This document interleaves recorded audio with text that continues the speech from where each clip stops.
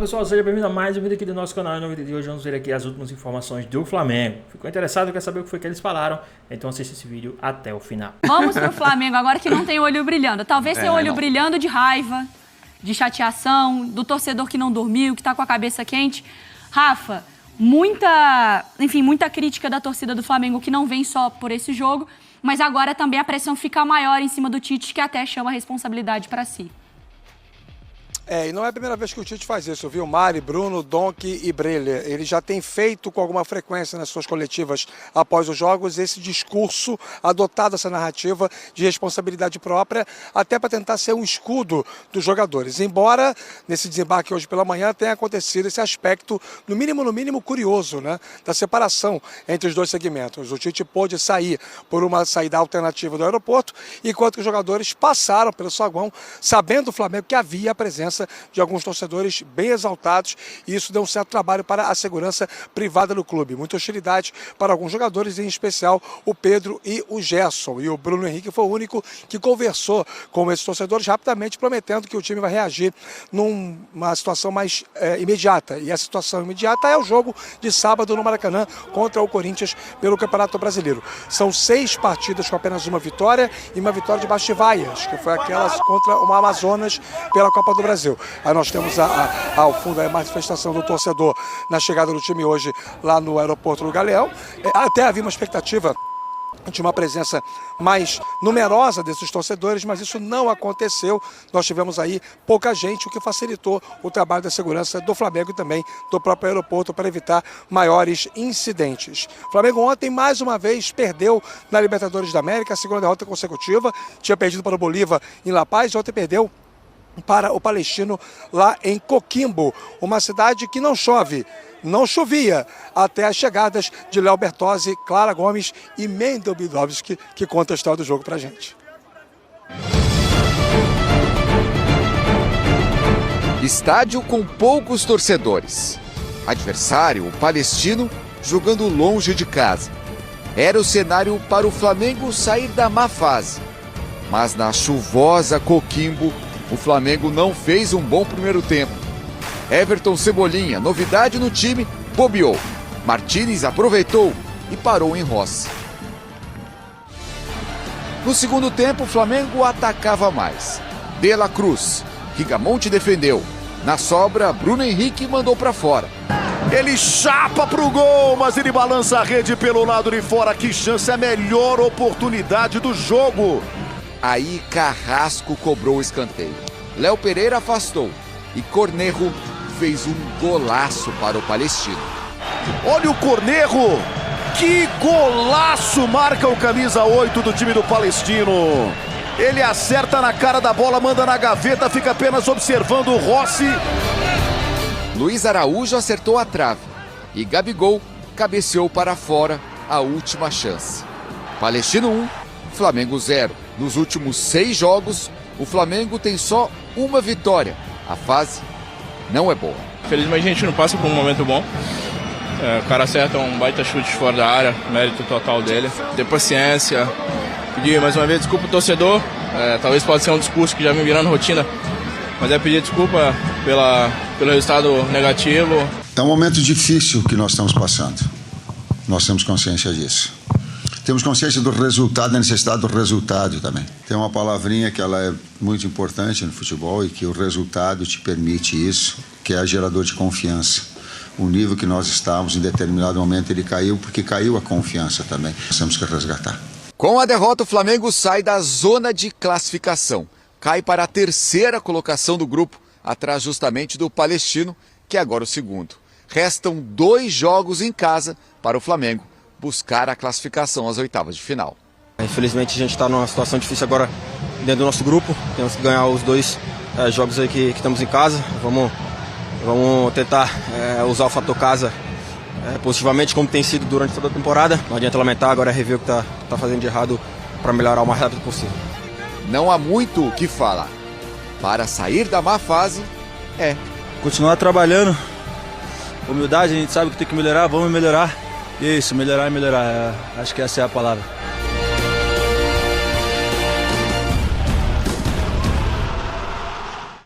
melhorar ofensivamente e também defensivamente, que era justamente a grande arma, ou um dos destaques do Flamengo até então na temporada. Até abril, em 14 jogos, só um gol sofrido. Depois de abril, início de Brasileiro, Conmebol, Libertadores, aí em 11 jogos, 9 gols sofridos, então chama muito a atenção como esse número realmente cresceu e cresceu bastante. Eu queria até... O Rafa tá ouvindo a gente, né? Direto.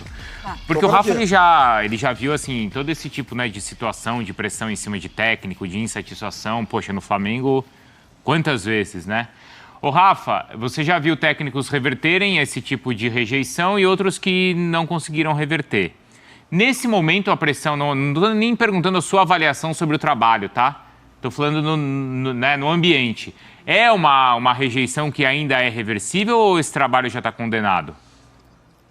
É uma rejeição que ainda é reversível, porque diferentemente do que aconteceu com outros técnicos no passado mais recente, Paulo Souza, Vitor Pereira, e até os técnicos brasileiros mesmo, né, Renato Gaúcho, Rogério Ceni, o Tite tem um tamanho maior e uma relação de respaldo maior por parte da diretoria. Eu estou batendo na tecla dessa situação dele hoje ter saído por uma saída alternativa e não juntamente com os demais componentes da delegação. As justificativas para isso vão aparecer em algum momento, evidentemente. Ele tinha deixado o carro em outro lugar. Ele estava com compromisso e hora marcada. Enfim, o Flamengo vai apresentar, se for o caso, alguma justificativa oficial. Mas a verdade é que o Tite não quis ter esse contato com o torcedor. E isso foi permitido a ele. E não foi permitido aos jogadores. O Flamengo poderia ter montado uma estratégia para que os jogadores saíssem pela pista e entrassem direto no ônibus, de volta para a concentração. Mas eles passaram pelo saguão. Então, assim, a sensação que a gente tem é que o Tite consegue coisas no Flamengo que outros técnicos não conseguiram. Então, se ele tem esse respaldo, a paciência com ele vai ser maior. O timing para o trabalho dar resultado vai ser maior. E, automaticamente, a possibilidade de reversão também. Alguns desses técnicos que foram demitidos, eu acho que todos tiveram muita razão para perderem os seus cargos, eles foram demitidos de uma forma um tanto quanto precoce, numa perspectiva de rendimento a médio e longo prazo.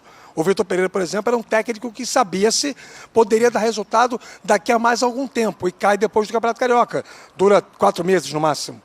Então, para eles, não houve esse respaldo, essa paciência, mas para o Tite vai haver. Então, a relação de capacidade de reversão de um cenário ruim tem muito a ver com o tamanho do técnico na sua relação com o clube. Por isso que eu acho que com o Tite a paciência vai ser maior e automaticamente, cronologicamente, vai haver mais possibilidade do trabalho ser revertido. Até porque, imagina se fosse Paulo Souza nessa situação, o Domi. Já tinha caído lá. Já tinha. Se fosse qualquer... E Rafa, eu até estendo o que você coloca de paciência e talvez uma margem maior da diretoria, até da imprensa. É diferente a avaliação que a gente faz. Eu, por exemplo, é muito diferente, às vezes, do jeito que... E é até inconsciente, porque você olha para o treinador e você sabe qual é o teto dele. O Tite conquistou isso também, né? O Tite conquistou você olha e fala, cara, é muito difícil eu hoje já chancelar e falar, acabou, não que eu tenha poder de definir ou não. Sim. Mas com o Tite você já fica, vou dar alguns, né? Para criticar. Mas para o torcedor o raciocínio é o inverso. Porque nenhum dos outros técnicos também chegou com a expectativa do Tite. O Tite despertou a expectativa de chegou o cara que vai arrumar a casa. Chegou o cara que vai dar equilíbrio para esse time. Se não for o Tite...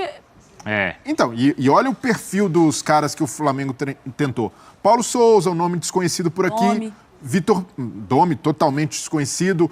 O Vitor Pereira, um cara com mais rodagem, mais experiência até no futebol brasileiro. O Sampaoli, com muito lastro de futebol brasileiro, com uma expectativa alta em termos de jogo. E aí o Tite vem com meio termo, pensando em jogo, no que pode oferecer, experiência e um cara recém-saído da seleção brasileira. Então a expectativa em torno do Tite era gigantesca e até aqui o Tite é uma decepção. Então, para o raciocínio do torcedor, é algo decepcionante. A paciência, nesses casos, tende a ser até menor, porque, esse cara está desde o ano passado, não conseguiu entregar.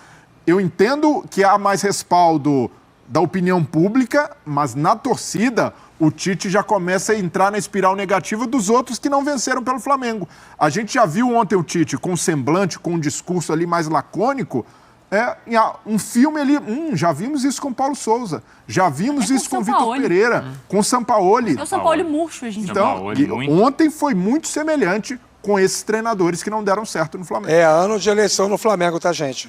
Isso também tem que ser considerado. E existe um ponto principal, que é, o Rodolfo Landim pode ser candidato, mas quer fazer, obviamente, a sua linha sucessória. Tem a tal da semente plantada para a construção do novo estádio, que seria, uma vez lançada a pedra fundamental, o grande legado dele em termos de patrimônio, de estrutura, afora tudo que o Flamengo conquistou no futebol de 2019 para cá. Mas o dilema é enfrentar o torcedor em nome de uma crença em um projeto ou ir ao encontro do sentimento do torcedor e comprometer, de repente, um cenário administrativo do clube, porque o contrato do Tite está muito bem amarrado, né, com o Flamengo, dele e toda a sua comissão técnica. Sem contar que mandar o Tite embora significa a necessidade de trazer alguém para o lugar dele. Quem? Se o Tite, que é o Tite, não conseguiu dar até agora ao Flamengo aquilo que o Flamengo pode fazer em campo e não faz desde a época do Dorival Júnior, quem terá essa capacidade? Ninguém tem essa resposta, e no Flamengo menos ainda. Na verdade tem, né? Só que não quer.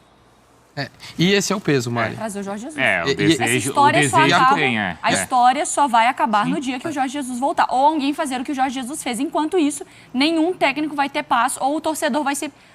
É isso, se o técnico conseguir, top. Se não conseguir, para sempre, a sensação de que o e se na sua cabeça vai ser muito maior. Até porque uma coisa é a cobrança do torcedor que projeta muitas conquistas num time forte e tudo mais. A cobrança é maior quando se trata de um torcedor que projeta algo que ele já conquistou. Que é exatamente o que vive com o Flamengo e a época do Jorge Jesus. Mas eu entendo a frustração do torcedor, não sei se o trabalho do Tite vai dar certo, mas para mim discutir o futuro dele agora é surreal. Porque ele é o melhor técnico brasileiro. Para mim, ele continua sendo. Você pode falar que o trabalho dele no Flamengo não é melhor do que outros trabalhos do momento, mas ele continua sendo o melhor técnico que a gente tem no futebol brasileiro. O trabalho, mas a gente não vai discutir a carreira. Ele é o melhor que tem. E assim, você abdicar simplesmente depois de poucos meses, embora o recorde seja ruim, mas até o final do estadual, a perspectiva, olha a melhor que teve no brasileiro, como ganhou do Palmeiras, ganhou o estadual por mais que exista um desnível do Flamengo em relação às outras equipes.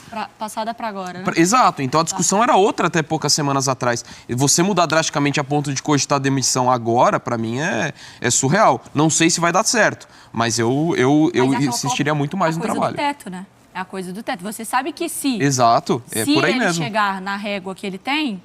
Mas eu acho que é o que o Breiler está falando e o que o Rafa citou dali, né? O que pra gente, o que pra direção talvez seja respaldo, pra torcida é pressão. Porque a gente fala, não, ele tem esse tamanho, então calma. Pra torcida ele tem esse tamanho, então joga.